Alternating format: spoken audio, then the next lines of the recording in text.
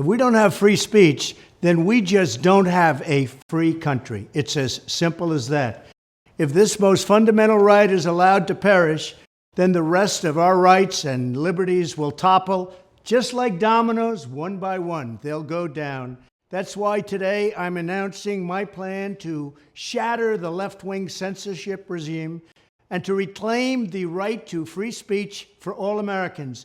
And reclaim is a very important word in this case because they've taken it away. In recent weeks, bombshell reports have confirmed that a sinister group of deep state bureaucrats, Silicon Valley tyrants, left-wing activists, and depraved corporate news media have been conspiring to manipulate and silence the American people. They have collaborated to suppress vital information on everything from elections to public health. The censorship cartel must be dismantled and destroyed, and it must happen immediately. And here's my plan. First, within hours of my inauguration, I will sign an executive order banning any federal department or agency from colluding with any organization, business, or person to censor, limit, categorize, or impede the lawful speech of American citizens. I will then ban federal money from being used to label domestic speech as mis- or disinformation. And I will begin the process of identifying and firing every federal bureaucrat who has engaged in domestic censorship, directly or indirectly, whether they are the Department of Homeland Security, the Department of Health, Human Services, the FBI, the DOJ, no matter who they are. Second, I will order the Department of Justice to investigate all parties involved in the new online censorship regime, which is absolutely destructive and terrible, and to aggressively prosecute any and all crimes identified.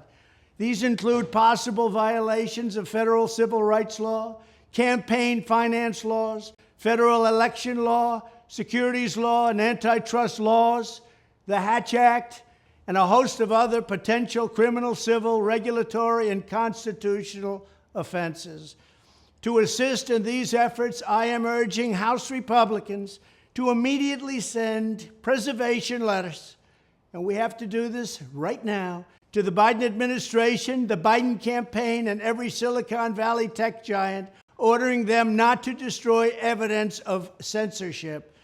Third, upon my inauguration as president, I will ask Congress to send a bill to my desk revising Section 230 to get big online platforms out of censorship business. From now on, digital platforms should only qualify for immunity protection under Section 230 if they meet high standards of neutrality, transparency, fairness, and non-discrimination. We should require these platforms to increase their efforts to take down unlawful content such as child exploitation and promoting terrorism, while dramatically curtailing their power to arbitrarily restrict lawful speech. Fourth, we need to break up the entire toxic censorship industry that has arisen under the false guise of tackling so-called mis- and disinformation. The federal government should immediately stop funding all nonprofits and academic programs that support this authoritarian project. If any U.S. university is discovered to have engaged in censorship activities or election interferences in the past, such as flagging social media content for removal of blacklisting, those universities should lose federal research dollars and federal student loan support for a period of 5 years and maybe more. We should also enact new laws laying out clear criminal penalties for federal bureaucrats who partner with private entities to do an end run around the Constitution and deprive Americans of their First, Fourth, and Fifth Amendment rights. In other words, deprive them of their vote. And once you lose those elections, and once you lose your borders like we have, you no longer have a country. Furthermore, to confront the problems of major platforms being infiltrated by legions of former deep staters and intelligence officials, there should be a 7-year calling off period before any employee of the FBI, CIA, NSA, DNI, DHS, or DOD is allowed to take a job at a company possessing vast quantities of U.S. user data. Fifth, the time has finally come for Congress to pass a digital Bill of Rights. This should include a right to digital due process. In other words, government officials should need a court order to take down online content, not send information requests such as the FBI was sending to Twitter.